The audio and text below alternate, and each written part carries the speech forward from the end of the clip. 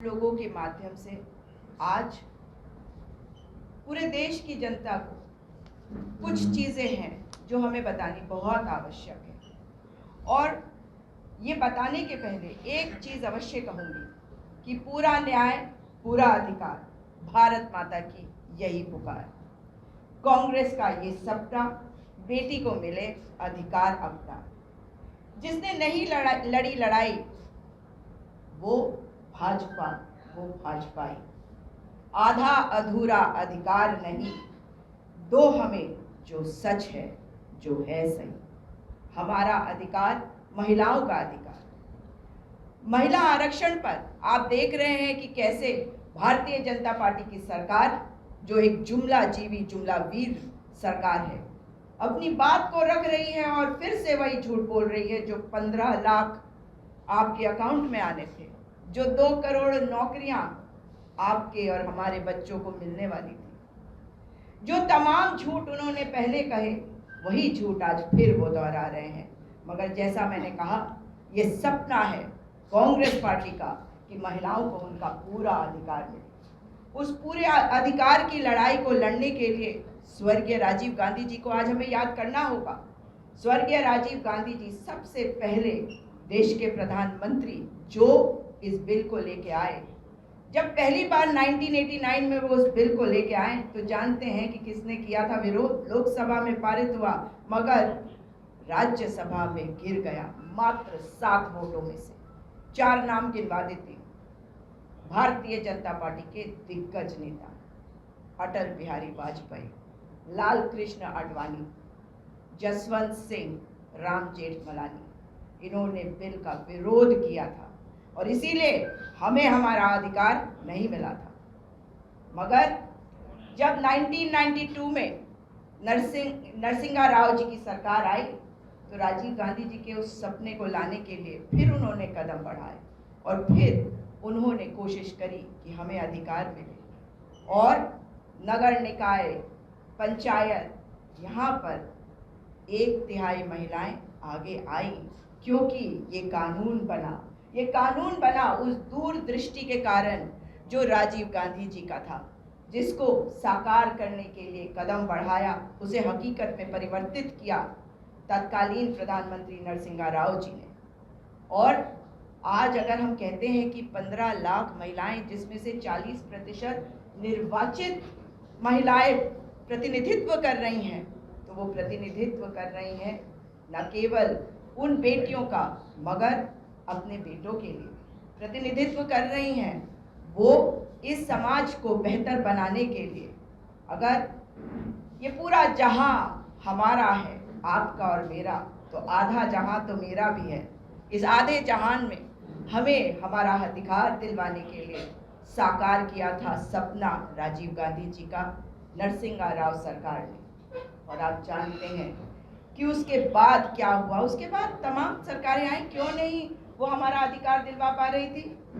मगर जब यूपीए की सरकार आई और सोनिया गांधी जी ने राजीव गांधी जी के सपने को साकार करने के लिए फिर कदम आगे बढ़ाए, यूपीए की चेयरपर्सन तत्कालीन प्रधानमंत्री मनमोहन सिंह जी, बेटियों के पिता, जानते हैं कि बेटियों को सशक्त करने से समाज सशक्त होगा, भारत सशक्त होगा।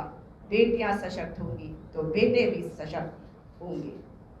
और उस वक्त 9 मार्च 2010 को राज्यसभा से पारित हो गया था वो विधेयक जिससे अधिकार हमें पूर्ण रूप का मिलता।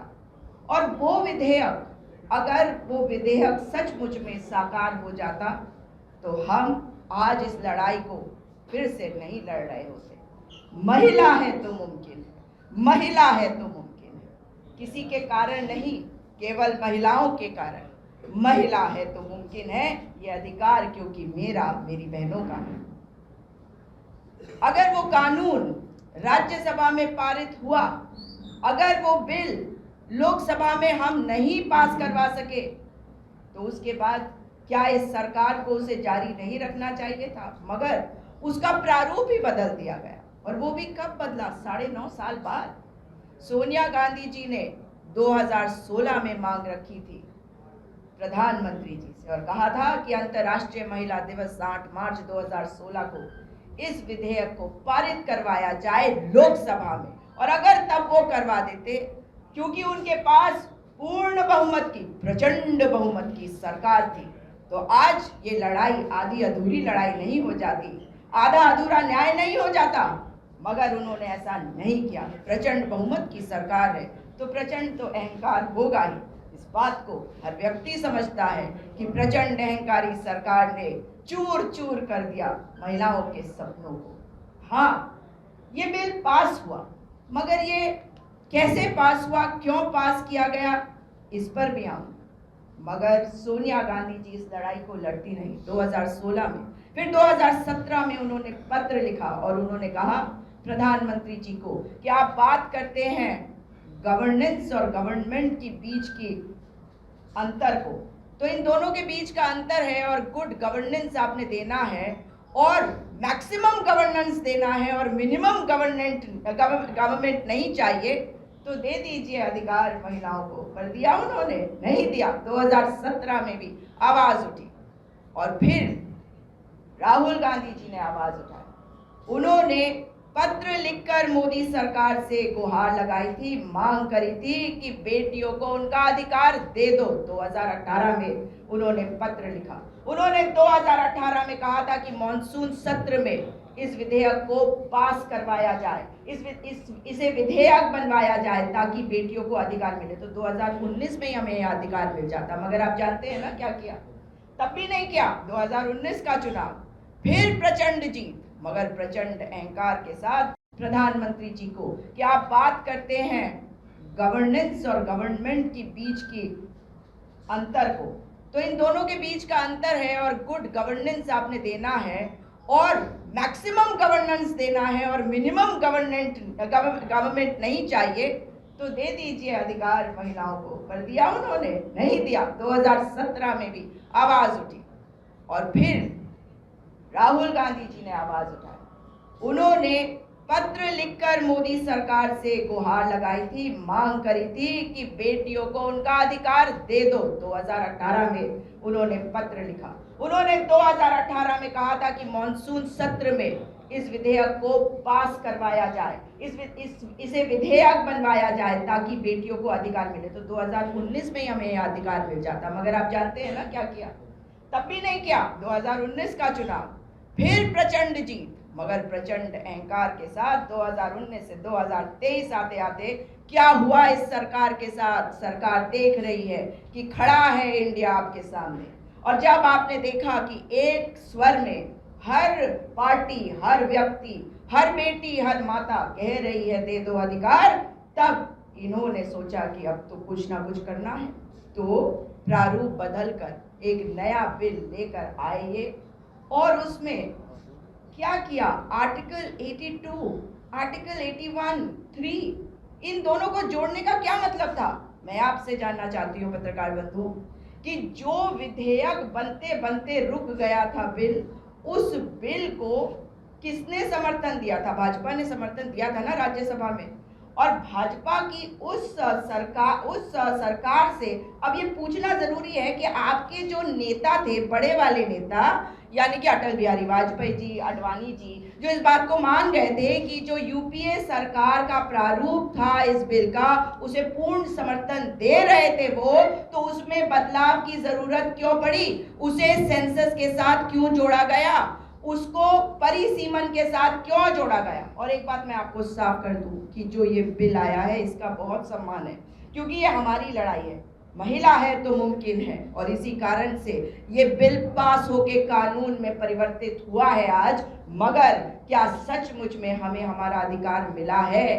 क्योंकि अगर परिसीमन के साथ जोड़ दिया गया है तो इसका मतलब ही है कि जो 2026 के बाद का सेंसस होगा, उसके बाद जो परिसीमन आएगा, यानी कि 2026 का अगर आप देखा जाए तो 2031 की बात हो रही है ना। अब आपने सुना होगा कि क्या कहा जा रहा है, अमित शाह जी का एक बयान आया था, उन्होंने कहा कि नहीं, जैसे ही चुनाव खत्म होंगे तो सेंसस हो जाएगा, यानी कि इस सेंसस के आधार पे नहीं, 2031 के सेंसस के आधार पर आप ये कानून लाने जा रहे हैं, इसका इम्प्लीमेंटेशन करने जा रहे हैं। कानून आप ले आए और इम्प्लीमेंटेशन 2031 के सेंसस के बाद, यानी कि 2040 के आसपास तक हमें जाना पड़ेगा। या चलिए मान लिया 1 साल पहले 2039 में ही आप इम्प्लीमेंट कर देंगे, लेकिन महिलाओं को इतना इंतजार करना पड़ेगा। जो अधिकार बाबा साहेब भीमराव अंबेडकर ने हमें दिया था 1950 में, 1950 में, पूर्ण रूप का अधिकार, समान अधिकार, मेरे भाइयों का अधिकार, मेरी बहनों का अधिकार, समान रूप का अधिकार, उसमें आप ये अड़चने क्यों पैदा कर रहे हैं? क्योंकि आप महिलाओं को उनका अधिकार देना ही नहीं चाहते। आप केवल चुनावों में जाके कहना चाहते हैं कि आपने ये अधिकार दिया। और इसमें सबसे बड़ी बात है, जो पिछले वाले बिल का प्रारूप था उसमें SC और ST कोटा के तहत जो क्षैतिज आरक्षण होता है वो उन्हें प्राप्त हुआ था, लेकिन इस बार इन्होंने वो भी नहीं दिया। और OBC महिलाओं को ये अधिकार क्यों नहीं दिया जा रहा है, जब आज सब ओर से मांग उठ रही है कि OBC समाज को आगे लाया जाए? आपने देखा बिहार में जातिगत जनगणना पूरी हो गई, ये माननीय उच्चतम न्यायालय के समक्ष सरकार कह चुकी है, मगर उसमें कितनी अड़चने लाने की कोशिश करी थी भारतीय जनता पार्टी की केंद्र की सरकार ने। और इंडिया के 26 दल ये कह चुके हैं कि हम जातिगत जनगणना का समर्थन भी करते हैं, इसको लाएंगे भी। 2011-12 में जो जातिगत जनगणना करी गई थी UPA की सरकार के समय, उसके आंकड़े क्यों नहीं साझा करती ये सरकार? जितने लोग उतना प्रतिनिधित्व, क्या ये आवश्यक नहीं है? सरकार ये क्यों नहीं कर सकती? अगर देश आगे बढ़ेगा तो तभी बढ़ेगा जब हर व्यक्ति का प्रतिनिधित्व होगा और हर व्यक्ति की आवाज बुलंद होगी। आवाज को बुलंद करने के लिए अपने समाज का प्रतिनिधित्व कौन नहीं चाहता? OBC का 50% का कैप राहुल गांधी जी बार बार कह रहे हैं कि उसे हटाया जाए। जो जातिगत जनगणना 2011-12 में किया गया उसके आंकड़ों को साझा किया जाए और ये देखा जाए कि महिलाओं को उनका अधिकार मिले। साथ में OBC कितने हैं ये देश जाने। OBC कितने हैं, यानी कि अति पिछड़े वर्ग हर समाज से हो सकते हैं, उच्च समाज, हर समाज, क्योंकि देश तो बनता है तभी जब सर्व समाज आगे बढ़े। तो आज आप सबके सामने ये बताना आवश्यक है, आपके माध्यम से आज देश की जनता को जानना आवश्यक है कि ये सपना कांग्रेस का है कि महिलाओं को उनका अधिकार मिले।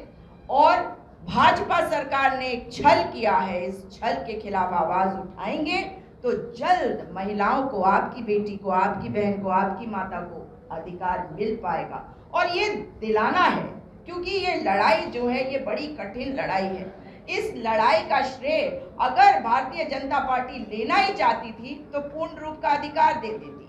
और OBC समाज आज अगर बार बार कह रहा है कि हमारा अधिकार हमें क्यों नहीं मिल रहा, तो इस पे चुप क्यों है ये सरकार? क्यों नहीं बताना चाहती कि कितने अति पिछड़े वर्ग से लोग हमारे देश में है? क्यों नहीं 50% का कैप हटाना चाहती? हाँ, आप देख लीजिए, इनका अहंकारी रूप है इनका। आपने देखा है कि कठुआ में जब बेटी को नशे की दवाई खिला दी गई और उसको बेहोश करके उसका बलात्कार किया गया, तब भाजपा की सरकार की तरफ से एक मंत्री, एक महिला मंत्री की तरफ से भी कोई बात नहीं निकली।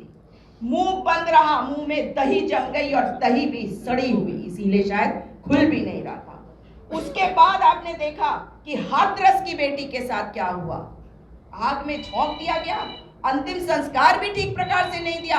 शाहजहांपुर में चिन्मयानंद, इनके नेता, किस प्रकार से एक बेटी का यौन उत्पीड़न करते हैं, आखिर में बेटी पीछे हटती है।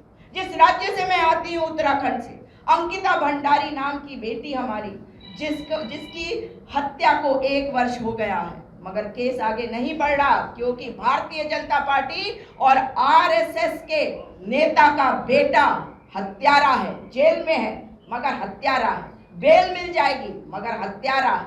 इसलिए आज उन बेटियों के लिए भी आवाज तभी उठेगी जब आपके माध्यम से ये बात समाज में जाएगी। कुलदीप सिंह सेंगर तो कन्विक्टेड है, उसको सजा कोर्ट ने दी, मगर तब तक भाजपा ने उसको पकड़ के रखा, संभाल के रखा, जब तक कोर्ट से ये साफ नहीं हो गया था कि ये व्यक्ति हत्यारा है और ये प्रूफ इतना सॉलिड है कि उसे बचाया नहीं जा सकता। तो ये अधिकार कब मिलेगा हमें? हम सशक्त कब होंगे? जब एक कानून हमें नीति निर्धारण करने के लिए भेजेगा विधानसभाओं में, भेजेगा संसद में, और तभी हमारी आवाज बुलंद होगी। तो आप लोगों से यही निवेदन कर रही हूं कि आपके माध्यम से मेरी आवाज हर बहन, मेरी हर बेटी तक पहुंचे और वो जाने कि कांग्रेस पार्टी प्रतिबद्ध है, कटिबद्ध है और इंडिया अलायंस आपके साथ है, आपके अधिकार को दिलवाने के लिए। धन्यवाद।